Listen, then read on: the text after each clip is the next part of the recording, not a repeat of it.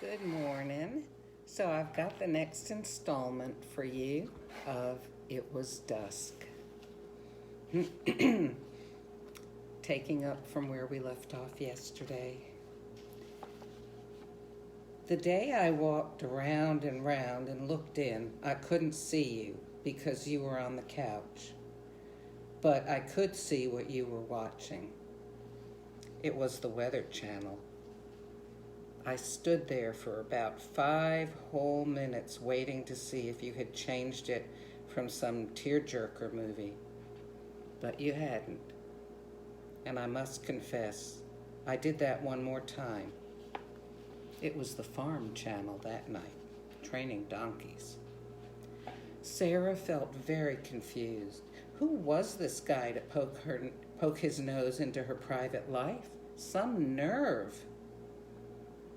But Oliver had just a couple more sentences to say. I felt so sad for you that it made me get teary-eyed, something I don't often do. So I decided to bring you flowers and maybe get to meet you. I thought you might be lonely. Sarah was on the verge of tears, but she fought them back. I don't even know your name. It's Oliver Harris. I'm Sarah, she said in a dull voice. I know, Oliver said very gently, nodding his head in the direction of his aunt's house. Oh, yeah, said Sarah, and smiled in spite of herself. Oliver cleared his throat. Would you like to go for a walk sometime? I've enjoyed your company. Better than my aunt, for sure. We could walk some evening, just friends. Okay, probably. I guess so, said Sarah. Thanks for the flowers. They really are beautiful. I love wildflowers, especially when they're not runny. Oliver smiled and knew it was time to go. He got up and extended his hand to shake Sarah's. She smiled weakly at him. Should I knock tomorrow night? He asked. No, said Sarah. The dog will let me know. Oliver smiled, nodded, and went out the door. Next afternoon, Oliver was making Aunt Mattie's lunch. She rolled herself in her wheelchair. As he placed the plate on the table, she wailed out his name. Oliver Harris, what do you think you're doing? And she raised her arms above her head and shook her outspread hands. I heard about you. Aunt Mattie, Oliver interrupted. Don't do that. You look like one of those Sunday morning black TV preachers. Aunt Mattie's mouth snapped shut. As Oliver walked out of the room, she said, Bite your tongue. That day, as dusk was slowly coming on, Oliver walked towards Sarah's cottage. He heard the dog barking, and out came Sarah holding a leash. Mind if he comes along? Asked Sarah, pointing the leash at the dog. Fine with me, answered Oliver, so long as she doesn't bark at everything. Sarah smiled. She won't. She'll be too occupied sniffing. Oliver spread his hand in the direction away from the cluster of homes along the road, and they proceeded. Nothing was said at first. Then Oliver observed, I thought the dog was a female. Oh, the marking, you mean? Yes, she's always done that. We think she grew up with a bunch of males and learned to do it. How long have you had her? Well, she was adopted by us when she was about 6 months old.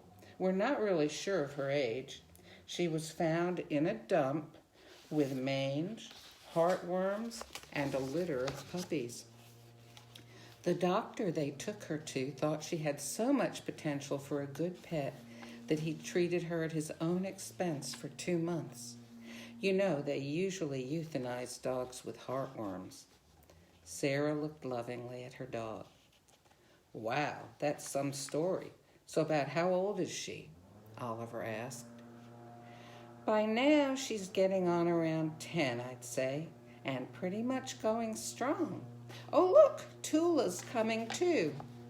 They both turned to see Sarah's cat trotting along in back of them.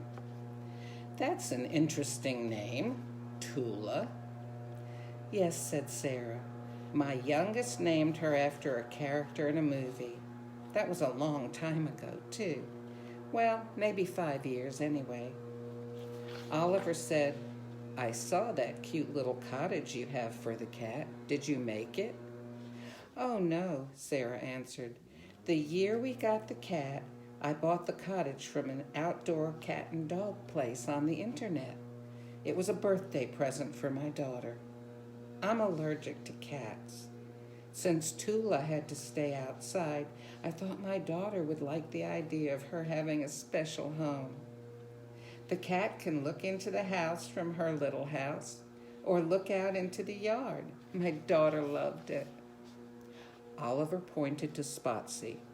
You know, after 10 years or so, I'd think the dog would just walk along with you. Oh boy, Sarah said. Let me tell you 2 things. 1, we live in the country. There are so many distractions here that Spotsy might just run off and get into trouble, or get run over, or even get lost.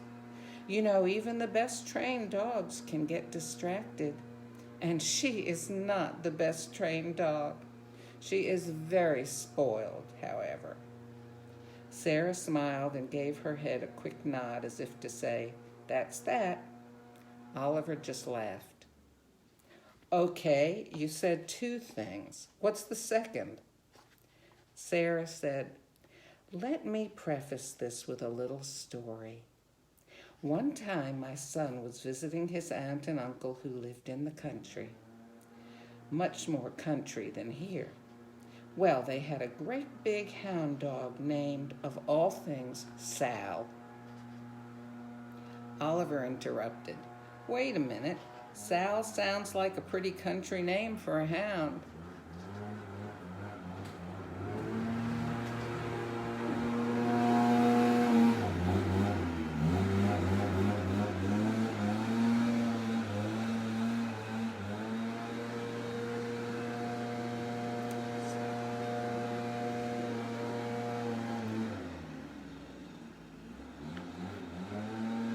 Sarah continued. This hound's full name was Salome. Both Oliver and Sarah laughed. Well, they also had a large golden retriever. I forget its name. But anyway, Sarah went on, the 2 dogs rolled in manure or something equally gross. My son had to help wash them outside on the lawn. When I heard about it, I figured this was just something those big hunting-type dogs did. Sarah chuckled and then proceeded. Well, it was actually several years later that I was mowing the lawn. This was after I was divorced and mowed my own lawn to save money.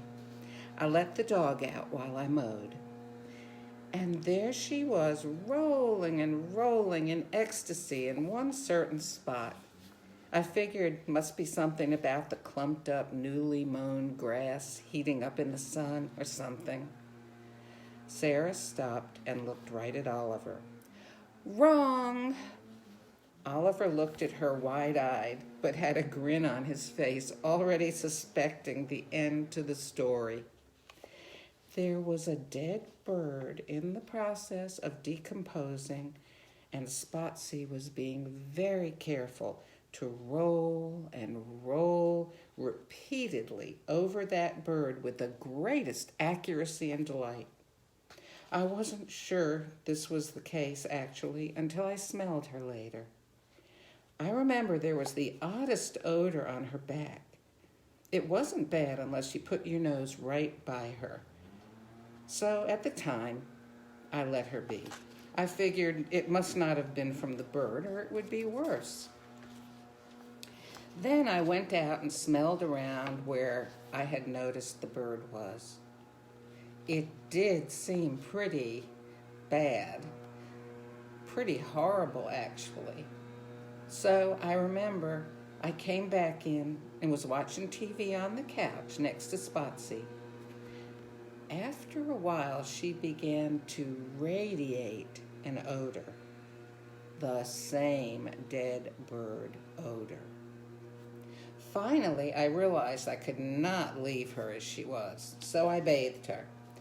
As I recall, and it is a vivid memory, even after one sudsing, she still needed resudsing in certain areas where the odor persisted.